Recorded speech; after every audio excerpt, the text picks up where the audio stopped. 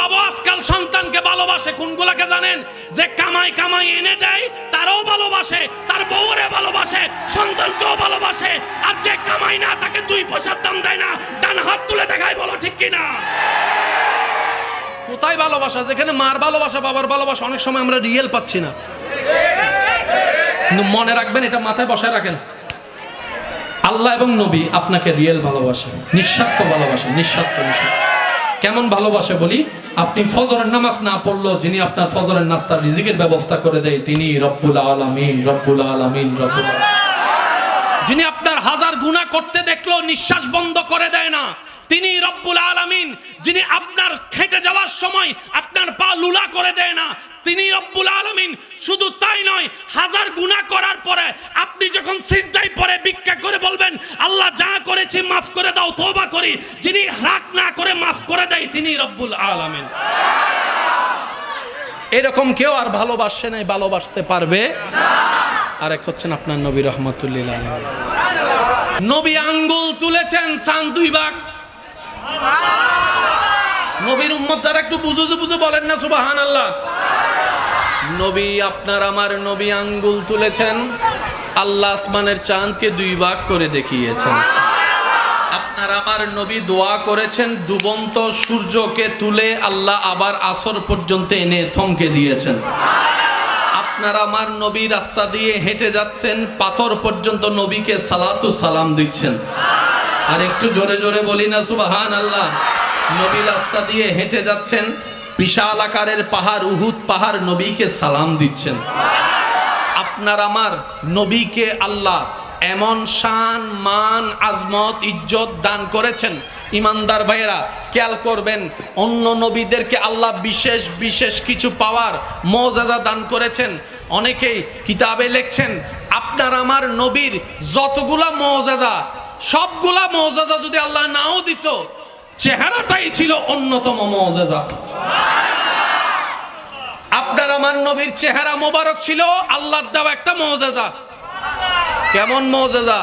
দুশমনও যদি দুশমনের নিয়তে হিংসার পাহাড় নিয়ে রাগটাকে কন্ট্রোল করতে না পারে, নবীর সামনে আসতেন, চেহারা মোবারক দেখার সাথে সাথে দিল গলে যেত, দিল গলে যেত, দিল গলে যেত।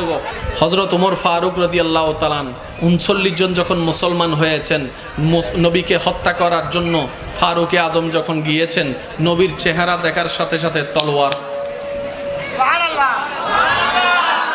তলোয়ার হাত থেকে পড়ে গিয়েছেন। তখন নবী মুস্কি হেসে বললেন, ওমর আমি তোমার অপেক্ষা করছিলাম, আমি তোমার অপেক্ষা করছিলাম, কারণ সুপ্রিম কোর্ট থেকে রায় এসেছে তুমি কালিমা পড়ে মুসলমান হবা, আমি তোমার অপেক্ষা করছিলাম।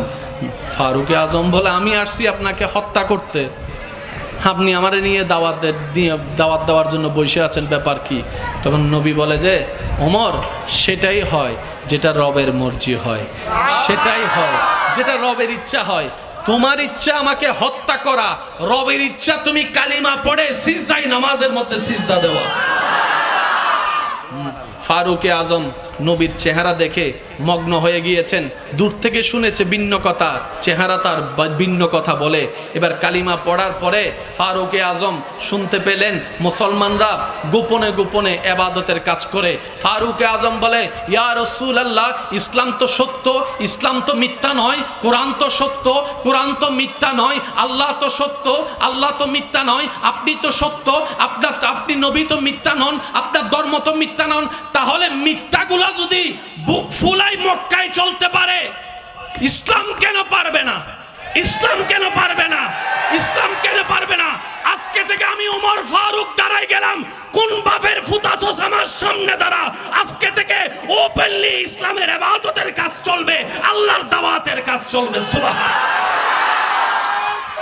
আল্লাহু আকবার, ইয়া রাসূলুল্লাহ।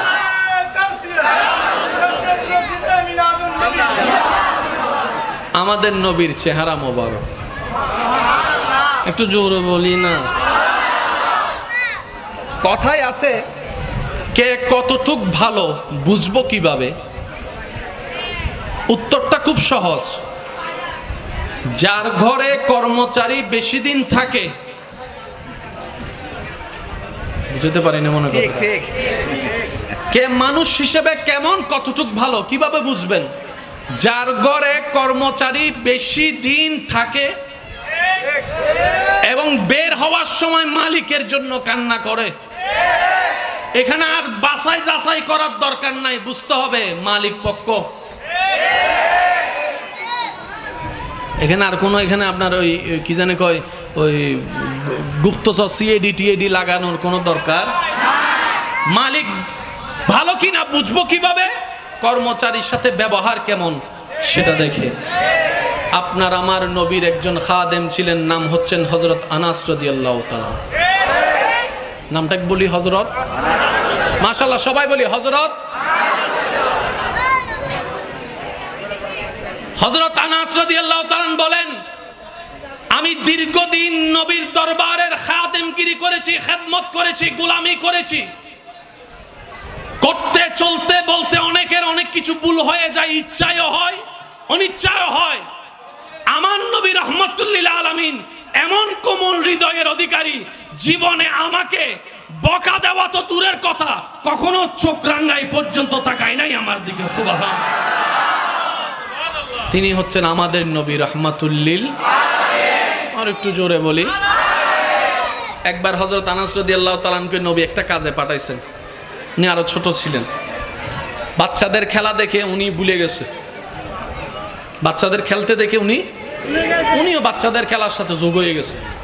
নবী বলে যে আসে না কেন? নবীজি বার হয়ে দেখে আনাস রাদিয়াল্লাহু তাআলা বাচ্চাদের সাথে, একটু জোরে বলেন না, বাচ্চাদের সাথে।